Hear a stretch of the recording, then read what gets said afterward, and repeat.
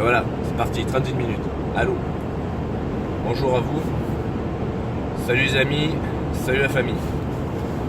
J'ai récupéré mon... l'autre, vous voyez pas, j'ai pas mis mon bras du Dolorama ce matin. Bonjour. Je l'ai pas mis parce que je sais pas où il est en fait. Je l'ai paumé dans mon changement de véhicule. J'ai retrouvé enfin mon CX-9. Je vous ai pas fait de vidéo avec le véhicule de près parce que j'ai pas pu. Pas que c'était un véhicule qui était intéressant, mais voilà. En fait, j'ai eu un petit problème avec mon véhicule de près. En fait, donc depuis mercredi dernier, je roule avec le véhicule que m'a prêté le carrossier. Donc là, on est mardi matin aujourd'hui. Je sais pas quand est-ce que la vidéo sera postée, j'en sais rien. Mais là, donc on est le mardi, là, début de semaine. Et donc depuis mercredi dernier, j'avais le véhicule de près du carrossier. En fait, le truc, c'est que j'ai quasiment pas roulé. En fait, je me suis rendu au travail vendredi. Jeudi, je suis allé faire, j'avais un rendez-vous. Vendredi, je me suis rendu au travail. Samedi, dimanche, je l'ai pas touché. C'est que bon, voilà, il est resté dehors. Oui, il était au froid, tout ça. Donc, je viens hier pour reprendre mon véhicule. Mon véhicule, je veux dire le véhicule de près. Et là, impossible de rentrer dedans. Imp de rentrer dedans. Le truc là, j'ai dû rentrer par la porte arrière, droite, passagère. Et maintenant il faut dire les deux, hein, parce que sinon tu peux te faire accuser de sexisme ou de voilà, passagère. Et donc, je suis rentré par la porte arrière, machin. Je pars. Impossible de monter la côte. Alors la côte, c'est même pas une côte, c'est une côte. La rue, elle est légèrement en pente. Impossible.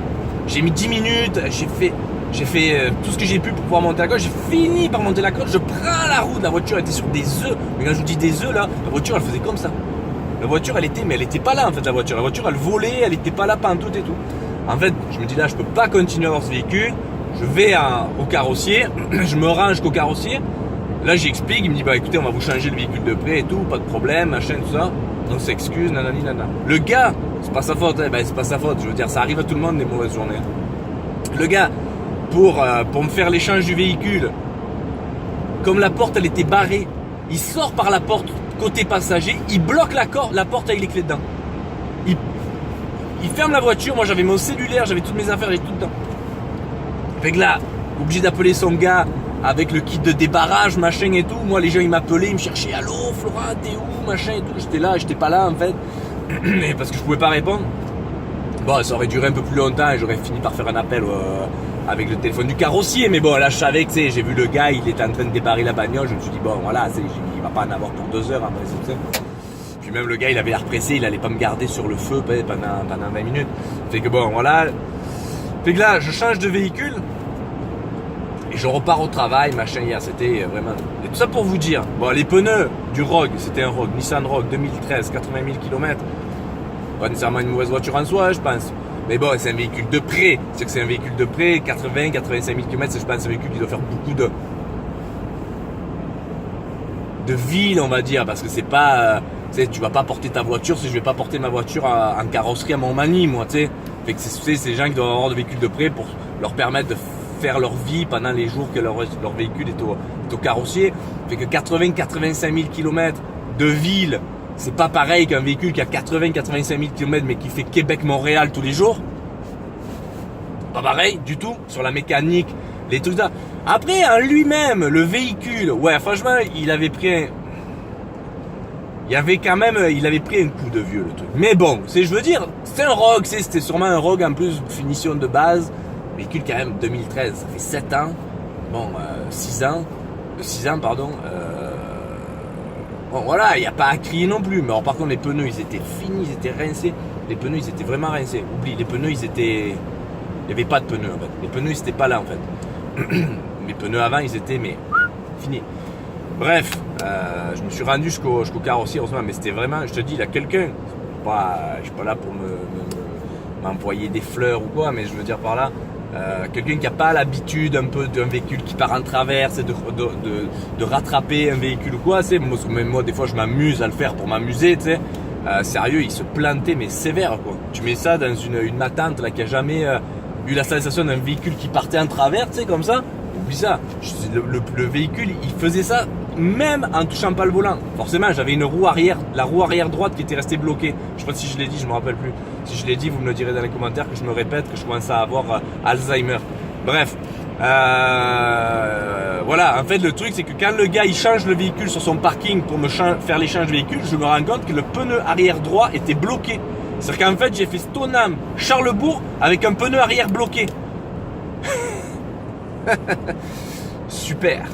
Et bon voilà, c'était la petite anecdote. Tout ça pour vous dire, parce qu'en fait la vidéo là je vous explique un peu tout ça, nanani nanana, mais tout ça pour vous dire que ce que je voulais vraiment vous dire, c'est que je sais que je suis conscient que je suis pas dans un Bentayga ou je veux dire un Porsche Cayenne, mais je veux dire par là, mon CX-9, depuis le début, je le dis, je le répète, rapport qualité-prix, il faut un jour que je vous fasse une présentation plus détaillée, il faudra que je le fasse un jour que j'ai le temps, il faudra que j'essaye de bien le faire, j'aimerais bien le faire, j'aimerais essayer de bien le faire pour vraiment vous montrer ce véhicule qui est qui est pas très connu en fait, qui est pas beaucoup répandu pour essayer de vraiment vous le montrer sous son bon angle et vraiment comme il faut.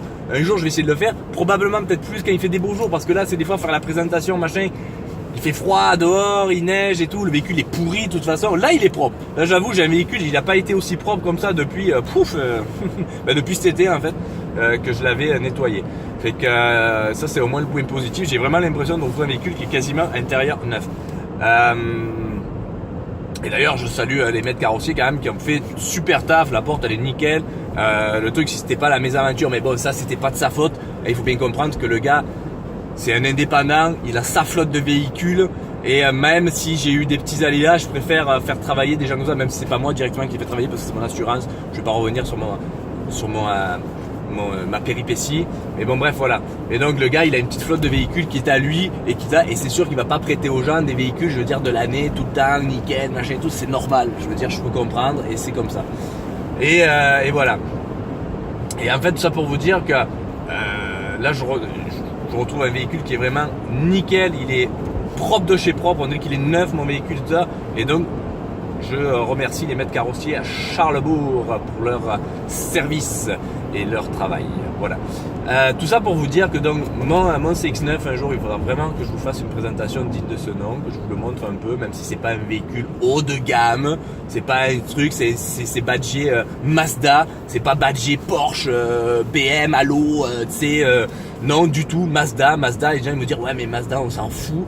C'est des véhicules de plouc. Mais je peux vous dire que pour avoir quand même conduit quelques véhicules dans ma vie, notamment des véhicules de marque allemande, réputée, machin et tout, et ben franchement, moi le CX-9 depuis le début, c'est un véhicule qui m'a beaucoup plu esthétiquement et pour ses qualités routières, ses qualités de finition et franchement le plaisir qu'il procure à conduire, surtout quand tu te rebases par rapport au prix, moi je trouve ça quand même un super taf de la part de Mazda.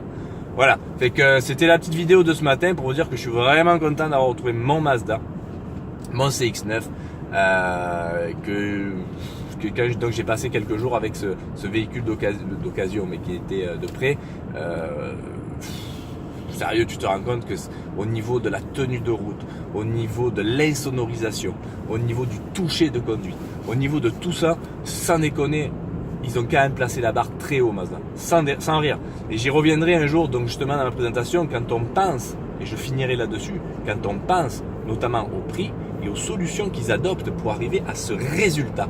Parce que justement, on a ce résultat, mais avec des moyens et des technologies qui sont moins coûteuses que les Allemands, qui sont moins, oui, avancés, mais on arrive à un résultat sans déconner. Sans déconner, on arrive à un résultat qui est bluffant. Voilà, je vous laisse là-dessus. J'espère que vous avez passé une bonne journée. Aujourd'hui, on va encore se taper une journée de merde. Salut la neige et la tempête qui s'en vient sur Québec.